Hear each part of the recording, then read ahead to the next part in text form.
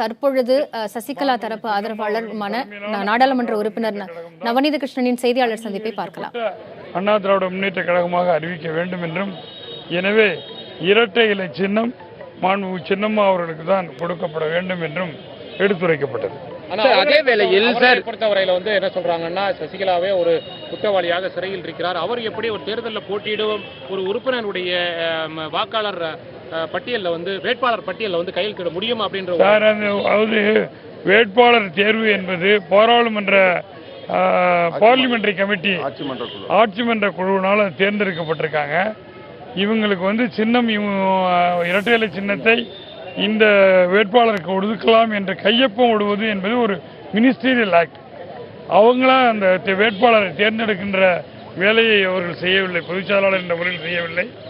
அண்ணா திராவிட முன்னேற்ற கழகத்தினுடைய ஆட்சி மன்ற குழு தான் வேட்பாளரை தேர்வு செய்கிறது. எனவே குழுவினுடைய தலைவராக இருக்கிறவர் இல்ல, மற்றவர்களும் இருக்கிறார்கள் சார்.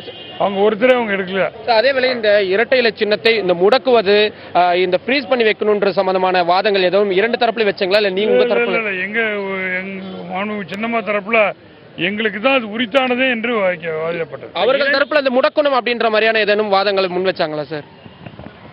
இரண்டு தரப்பு வாதங்களும் இன்னைக்கு முடிஞ்சிருக்கின்ற நிலையில் இரண்டு தரப்பினரும் சசிகலா தரப்பாக இருந்தாலும் சரி, ஓபிஎஸ் தரப்பாக இருந்தாலும் இரண்டு பேருமே உங்களுடைய அணிதான் உண்மையான அதிமுக, உங்களுடைய அணிக்குத்தான் இரட்டை இலை சின்னம் ஒதுக்க வேண்டும் என்று ஆணித்தரமாக கூறியிருக்கிறீர்கள். தேர்தல் ஆணையத்தை பொறுத்தவரையில் என்ன முடிவு நீங்கள் எதிர்பார்க்கிறீர்கள்? சார், நாங்கள்லாம் மாண்புமிகு சின்னம்மாவுடைய தலைமையை ஏற்று இந்த கழகத்தில் இருக்கிறோம்.